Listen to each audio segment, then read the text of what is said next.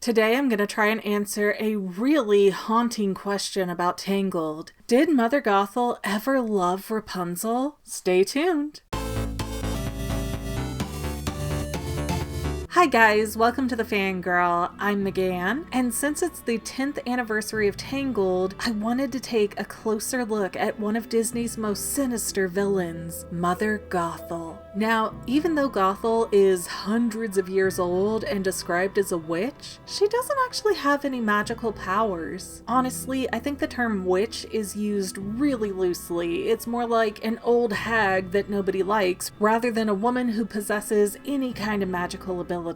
And as we learned in Tangled the series, even that incantation that she uses to make the magical flower work wasn't something that she created herself. So even though it's never directly stated, Mother Gothel had to have come from the Dark Kingdom because they're the only ones who knew all of the various incantations to make the Sundrop flower work. So the ability to stay young was just based on plain old knowledge. No magical powers were necessary. However, even though Gothel had no supernatural powers to call upon, and definitely not any physical strength, she was still able to take complete control of Rapunzel's mind through narcissism. Yeah, I know, it's almost a disappointing answer for a fairy tale, but truly, Mother Gothel checks all of the boxes for an extreme narcissist. Once upon a time, I used to think that a narcissist was somebody who would just look at their reflection or their pictures on their phone and just be so in love with themselves. But there's a lot more to it than that. Gothel has this extreme sense of self-entitlement and self-importance, so much so that she steals a baby. Then she is so obsessive over the notion of youth and beauty that she can't even stand to look at Rapunzel. Pretty much every time she opens her mouth, Gothel has to say something to inflate her own arrogant mindset while simultaneously belittling Rapunzel's self-worth. Rapunzel, look in that mirror. You know what I see? I see a strong, confident, beautiful young lady. Oh, look, you're here too. So it's a constant, I'm number one and you're number nothing. And even if a compliment is given, it's with a backhanded insult or another reminder of how Rapunzel is messing something up. Like when Gothel first appears and Rapunzel pulls her up with the hair, and Gothel goes, "Oh darling, that looks so exhausting." And when Rapunzel says, "Oh, it's nothing, mother," the response from this person that she believes is her parent turns into an insult, and she goes, "Then I don't know why it takes so long." How you manage to do that every single day without fail. It looks absolutely exhausting, darling. Oh, it's nothing. Then I don't know why it takes so long. But then before that comment can sink in and really upset somebody and make them mad or hurt their feelings, Gothel will be going on about how she's just teasing and she loves her baby so much. Oh, darling, I'm just teasing. I'm just teasing. Stop taking everything so seriously. Rapunzel, please stop with the mumbling. You know how I feel about the mumbling. Blah, blah, blah, blah. It's very annoying. I'm just teasing. You're adorable. I love you so much, darling. And while to some that can look like backpedaling, like, oh, I just got caught saying something mean, so I better back that up and make sure that they don't take it the wrong way. The truth is, when you throw out this mixed bag of compliments and insults, what you're really doing is confusing people and trying to gaslight them into believing that they're wrong if they get hurt or offended. So if a narcissist says something really hateful, they might back that up with, "Oh, I'm just kidding. Oh, it's just a joke. I don't know why you're taking it so seriously." So they'll spin it around to make it into a problem about you. They're never at fault. They're never to blame. It's always somebody else's problem. Or if you do get really upset and the narcissist can't deflect out of it, they'll get doubly upset and ignore your feelings to exaggerate their own. So ultimately, the narcissist wins every argument because they have you so convinced that you've done something wrong just because you have a negative opinion about how they're treating you. That same kind of puffing up and getting doubly angry also happens anytime you question or challenge them. But if you just... Rapunzel, we're done talking about this. Trust me. Rapunzel. I know what Rapunzel. Oh, come on. Enough of the lights, Rapunzel! You are not leaving this tower! Ever! And it gets to the point where people who live with a narcissist end up being very submissive because their life experience is that the narcissist will lie, scream, fight, manipulate, and change their story until you just give up. It's not worth the fight anymore. It's not worth trying to go against a narcissist because you already know from experience that you're gonna lose. And unfortunately, when you lose an argument with a narcissist, they will often withdraw their love, act like you don't exist, treat you even worse like crap. So even when you win, you lose. In fact, many times the victim of a narcissist will end up so spun up in circles that they can't separate love from cruelty. And that's why a true narcissist loves to isolate their victim so that they can never figure out what's going on. You know, it is very difficult to grow up in that kind of an environment where you don't see other people, you don't interact with other people, and so you don't know how to tell a healthy relationship from an abusive one. And if there's nobody else around, there's no one to tell you, hey, that is super messed up the way she's treating you. So you honestly might not understand that you're being treated badly because there's nothing to compare it to. I mean, Gothel can't even be put out to remember Rapunzel's birthday. No, can't be. I distinctly remember. Your birthday was last year. And Rapunzel responds as if it's that way every single year. That's the funny thing about birthdays. They're kind of an annual thing. It's not like, oh, I've been busy, darling. I just let the days slip away from me. I'm so sorry. It's your birthday again? That was last year. And you know, when you say it with that kind of attitude, it's not like, I remembered it last year. It's like, oh, you made me celebrate it last year. So even though the term narcissist probably didn't exist to that context back in the era of Rapunzel, it's still very present. It's very, well, it's not about me and me being beautiful and young. So, did Mother Gothel ever love Rapunzel? Well, that's the funny thing. Initially, when the movie came out, my belief was, yeah, Mother Gothel is a terrible human being, but she did devote herself to raising Rapunzel and love her like a daughter in whatever way she was capable of loving. I mean, Gothel didn't chain up Rapunzel, she didn't beat her, and she does try several times in the movie to make her daughter happy. Once when she brings back the parsnips to make Rapunzel's favorite soup, and again when she agrees to go on a 3-day journey to get white shells to make Rapunzel the paint that she wants. I really thought that, even though it wasn't much, those things did show that Gothel had some level of love for her taken daughter. But then I was rewatching the movie and I noticed something that I never caught before. When Mother Gothel is saying unkind things, she's looking Rapunzel directly in the face. However, when Gothel starts saying how much she loves her, her eyes are always fixed on the hair. So all of that expressed affection, the few nice deeds, any kindness shown to Rapunzel was all directed to her hair. That's right, to keep you safe and sound, dear. Rapunzel? You sure you'll be all right on your own?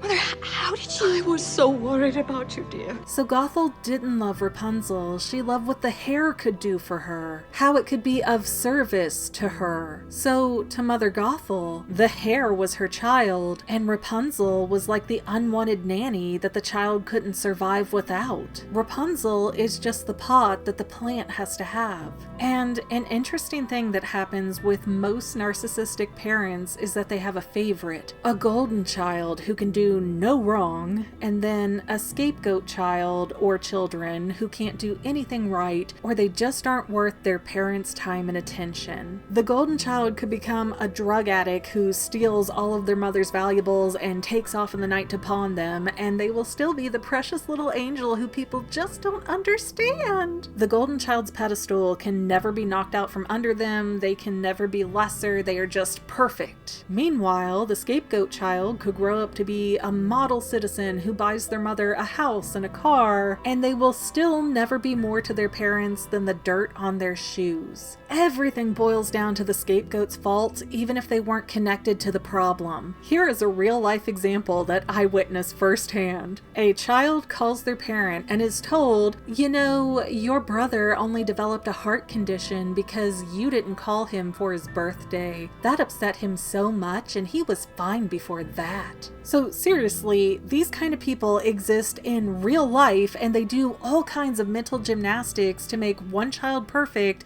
and the other children garbage. And I truly believe that that's what Mother Gothel was doing to Rapunzel for 18 years. Rapunzel herself was the scapegoat. She was never going to be good enough, and anytime that Rapunzel built up some courage or confidence, Mother knew best and steamrolled over Rapunzel until she felt afraid of everything and totally incapable of standing on her own 2 feet. Gothel didn't care about her stolen daughter's mental health. She cared about keeping the nanny trapped inside with the golden child, literally golden in this case, being her hair and all, so that way Gothel never had to stick around and she could go off and do as she pleased. There was no need to physically restrain Rapunzel because she was already mentally captured, and a mental cage can be almost impossible to break out of. We even see the effects of this all throughout the Tangled movie. Every time Rapunzel feels joy from her new experiences, she suddenly gets this overwhelming surge of guilt because she knows that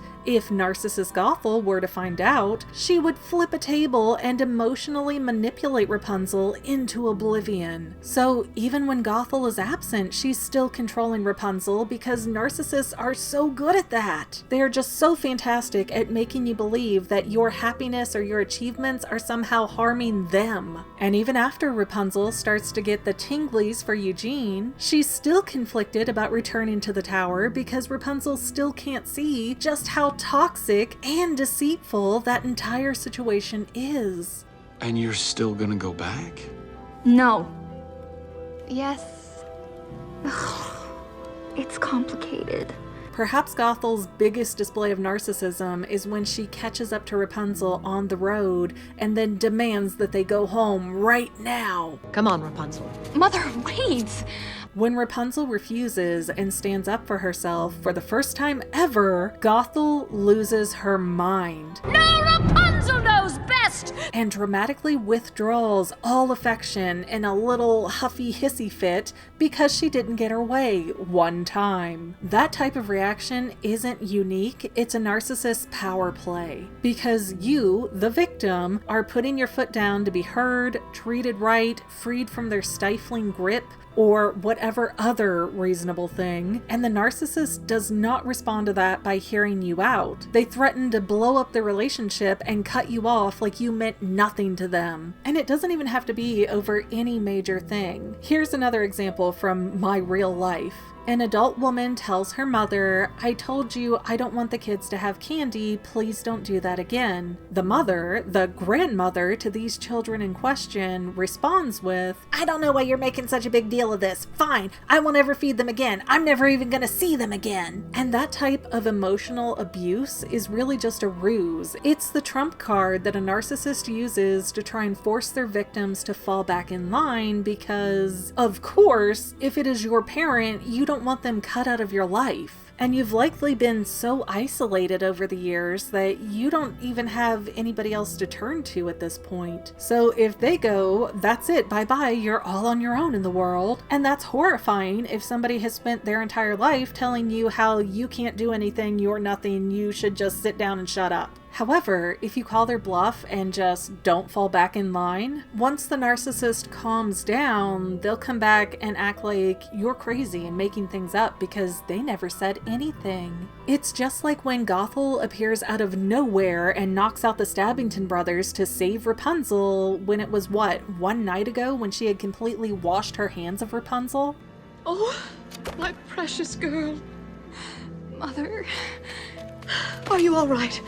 Now, typically, to free yourself from a narcissist, you have to be willing to cut all ties forever. The narcissist will never be able to handle any change in the power dynamics, and the manipulation to get you back under their thumb will never stop. Again, we can see this play out when Rapunzel realizes who she is and stands up to Gothel. The next time we see the pair together, Rapunzel is being drug out of the tower in chains, and Gothel seems unable to comprehend why Rapunzel is fighting with her. It's because in Gothel's mind, she's going, well, this is what I want, and that's all that matters, so how can you not understand that and be on board with me? And maybe worst of all for Rapunzel is that she's an empath. And empaths are very loving and giving, and they're very attuned to how other people feel, so they always want to fix problems for people. Empathic people tend to be so understanding that they have trouble saying no or setting up healthy boundaries to protect themselves. And we can see that Rapunzel is an empath when she talks to Eugene and gets him to take her out of the tower. Rapunzel has never even met a man before, but she's able to size him up quickly enough to strike a deal because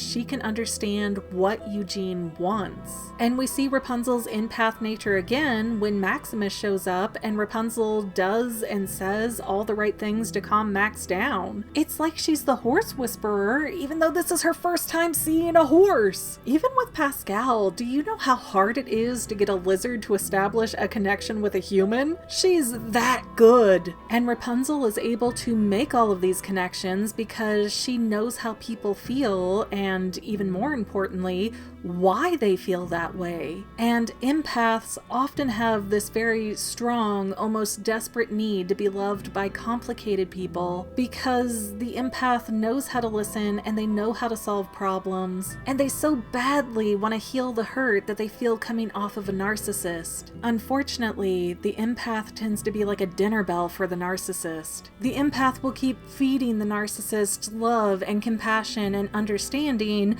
hoping that one day they're going to heal the narcissist and get love in return. However, the narcissist just wants to take and take and take and take until there's nothing left in the empath. From experience, many empaths lose decades of their lives trying to help narcissistic people, and even when they realize that they're entangled in something toxic, the empath doesn't always know how to break free. But anyways, go back and watch Tangled and keep an eye on where Mother Gothel's eyes are when she speaks. Rapunzel is not a person to Mother Gothel, she is a vase for a flower. And there is no love in Gothel's heart for this girl that she raised for 18 years because, in her mind, Rapunzel's not a girl. That's why Gothel's affection is always directed towards Rapunzel's hair, the perfect golden child that serves mommy so well.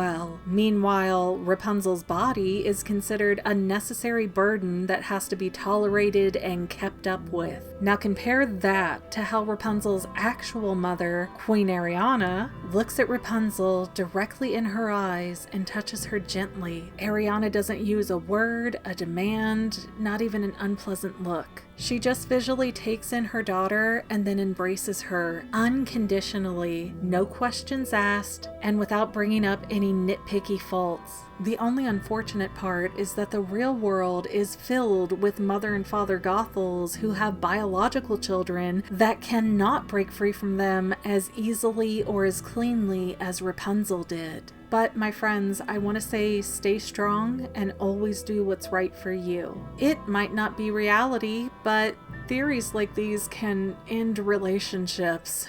And since it's Tangled's 10th birthday, so the ability to stay young was just based on plain old knowledge with no magical powers necessary. Gothel has an extreme sense of self-entitlement and self-importance, so much importance. Even though Gothel had no supernatural powers to summon and definitely no physical strength. This is so long. 5 more pages.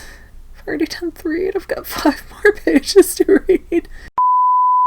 Well, family members, we're almost done, but I want to invite you to hang out with me in some other places. I'm on Twitter and Instagram as my own personal self, and I have a Facebook page too, but I mostly just post photos over there. And sometimes people say, "Hey McGann, I want to mail you something. How do I do that?" Easy. Just click the About tab on my channel page, and my most current P.O. Box info will be right there. I also run another channel, The Family. It's really a hodgepodge channel where we might post anything. Oh yeah, and I also sell shirts and stickers and stuff stuff with the Fanily and the Fangirl logos? If that is your cup of tea, I have a link in every description of every video. Finally, if you want to help out the Fangirl channel and make sure I'm putting out video essays for years to come, the best way you can help is by subscribing and watching more of my videos, whether they're new, old, whatever. Maybe even share one or two on social media, help spread the word. People who watch to the end of videos, like you, helps to tell the site, hey, this is a good video, we should recommend it to other people. So if you made it this far, leave me a comment of something like, hey, I made it to the end. Love ya. See you next time, family members. Bye.